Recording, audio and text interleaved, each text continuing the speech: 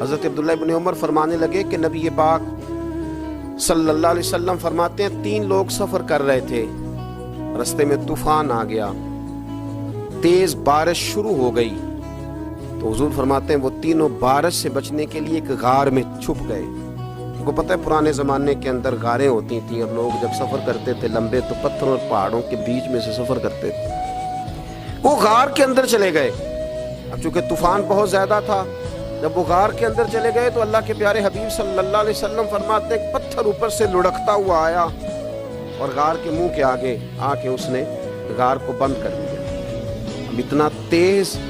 اور اس مضبوطی کے ساتھ وہ پتھر لگا اور اتنا صحیح فٹ ہوا کہ اندر روشنی آنی بھی ختم ہو گئی۔ اب 3 لوگ ہیں، تھوڑی دیر تو وہ پریشان رہے کہ شاید اب کبھی بچ نہیں سکیں گے، شاید چاروں جانب اندھیرا ہی ہے اور اندھیرا ہی رہے گا، شاید یہاں سے نکلنے کے لیے اب ہمیں کوئی رستہ میسر نہیں آئے گا۔ وہ پہلے تو پریشان ہوئے، پھر کہنے لگے یار اس طرح کرو، ذرا غور کیجئے گا میری بات پہ۔ فرمایا اس طرح کرو، اگر کوئی زندگی میں نیکی کی ہے نا تو ذرا اس نیکی کو یاد تو کرو،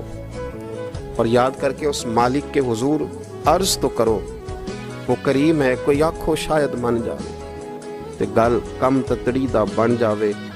عرض تو کرو ان میں سے۔ یہ آپ اندازہ فرمائیے یہ بات بیان کون کر رہا ہے؟ یہ مدینے والے رسول بیان کر رہے ہیں، یہ نبی پاک علیہ السلام نے بیان فرمایا۔ یہ وہ کہانی ہے جو ہمیں ہمارے نبی پاک نے سنائی، رسول کریم علیہ السلام نے ہمیں بتلائی، یہ داستان محبت۔ حضور فرمانے لگے ایک نے ان میں سے ہاتھ اٹھائے اور اس نے انداز کیا چھیڑا، عرض کرنے لگا اللہ تو جانتا ہے نا میں نے بکریاں رکھی ہیں، میں غریب ہوں، مزدور ہوں، اور مالک تو یہ بھی جانتا ہے کہ میرے بچے بھی ہیں، بیوی بھی ہے، پر میں جب بھی گھر لوٹا ہوں تو دودھ میں نے بچوں اور بیوی کو پہلے نہیں دیا، بوڑھے ماں باپ کو پہلے دیا۔ اللہ میں نے ان کے ساتھ ہمیشہ کرم کے بازو کھول کر معاملہ کیا۔ وہ غار میں تنہا بیٹھے ہیں اور اپنے مالک کو منا رہے ہیں، عرض کرتے ہیں اللہ تجھے یاد ہے نا ایک رات جب میں بڑی دیر سے لوٹا تھا، لکڑیاں کاٹتے درخت تلاش کرتے مجھے دیر ہو گئی، میں دیر سے لوٹا تھا،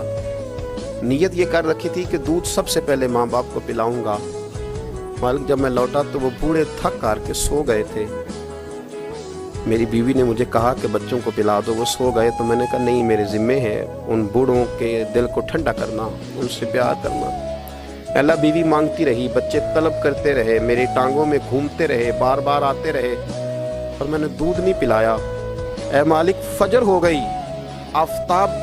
طلوع ہونے کا وقت آ گیا، پر میں نے ماں باپ کے بیدار ہونے کا انتظار کیا۔ اے اللہ وہ جب اٹھے